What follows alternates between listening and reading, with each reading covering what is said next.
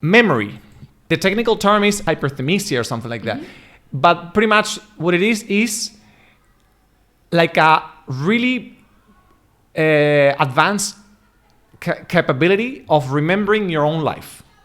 Like you are capable of remembering like really, really specific details from pretty much all your life. And like up to the point where I have seen interviews of people that have this condition, if you can call it a condition, where you can just bring up any day in their life and they would tell you what they were doing specifically, like any random day.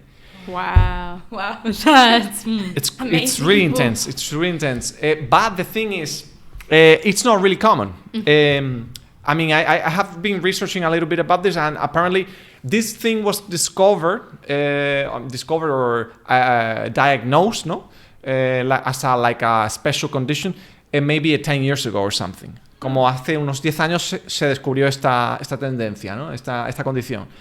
And so far, they only diagnose, maybe like actually diagnosed like by doctors and stuff, like psychologists, 200 people in the world. So there are very few people that have this.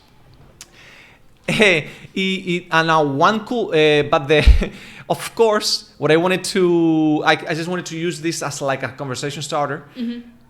To ask you, do you have a good memory? ¿Tenéis buena memoria? No. No.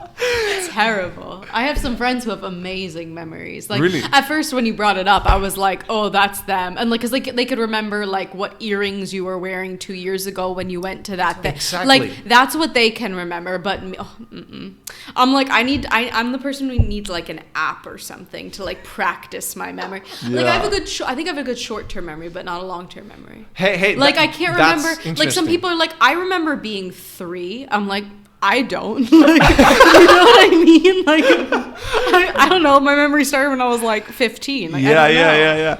No. Listen, you brought up. I wish. Really. She brought up. Olivia brought up 2 really interesting topics: short-term versus long-term memory. Right. And the other one was how far back you can remember. Yeah. Like your because earliest memory. Actually, that's the second article that I wanted to bring up, which is this one. Your first memory is probably older than you think. Basically, this article tells you, like, if you really get yourself into it, you can remember a lot of stuff from the past. But usually, of course, people tend to remember traumas, like, what do you call it? Traumas, no? Really extreme stuff. Right. If you went through like a really bad or good, like a really bad situation or a really exciting situation. Like, for example, tú, ¿cuál es el recuerdo más antiguo que tú tienes, Agustina? What's the oldest memory you can remember? Have you ever thought about that? No, pero considero que tengo buena memoria en cuanto a recuerdos del pasado, de la niñez, familiares, amigos. O sea, ¿te acuerdas pero como de detalles o cosas o como situaciones, Sí, like generic stuff? Bueno, depende de la situación. Pero tengo una amiga que siempre me decía porque yo le decía, recordemos cosas. Y mi amiga me decía... Hostia, like an activity, like let's remember. Sí, yo me decía, That's cool. ¿vos te acordás de esto? Y me dice, pero es imposible que te acuerdes de eso. Ni yo me acuerdo, me decía. Yeah. Y yo me acordaba qué tenía puesto. Todavía me sigo acordando el vestido que tenía puesto cuando conocí a un exnovio. Cuando tenía 17 años. Right. ¿Me entendés? Sí, sí. Es algo muy loco. Claro, y claro. trato de recordar, ¿tendré ese vestido en el armario todavía? No sé, creo que está en Argentina. Le voy a preguntar a mi mamá. Claro. Pero es que es muy loco acordarse de eso. Yeah, that's cool because you said something that happens to a lot of people, which is I have similar stuff, which is I remember something because I remember that I remembered. See what I'm saying? Like, I don't remember the actual thing. I don't have like the memory, like the visual memory. But I remember remembering that. And maybe I have told that story so much. Yeah. Like I say, I remember when I was, like, for example, like my story is like the youngest memory that I have, the oldest memory is when I was in kindergarten. Yeah. but this was a traumatic thing because I'm really curious. You guys know, so I wanted to picked up little stones from the floor because I was in an area with a bunch of stones. Yeah.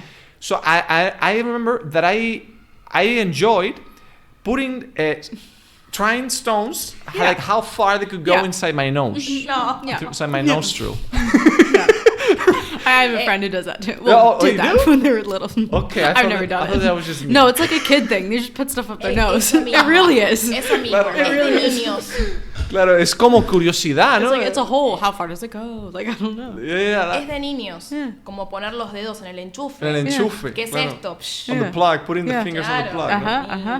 Es normal igual entre niños. Y me acuerdo que llegó un punto I reached a point where it got stuck up to here, and I just tried to push it down, and I couldn't, because it hurt. It hurt a lot. And then, of course, they took me to the hospital, and a doctor with tweezers, some pinzas tweezers, me la sacó de la nariz. But imagine, my mom was crying, like, he got rocks in his nose. I was like 3 or whatever, 3 or 4, I don't know. It's so funny. My baby, what did you do with your nose? They're gonna have to make surgery on your nose or whatever.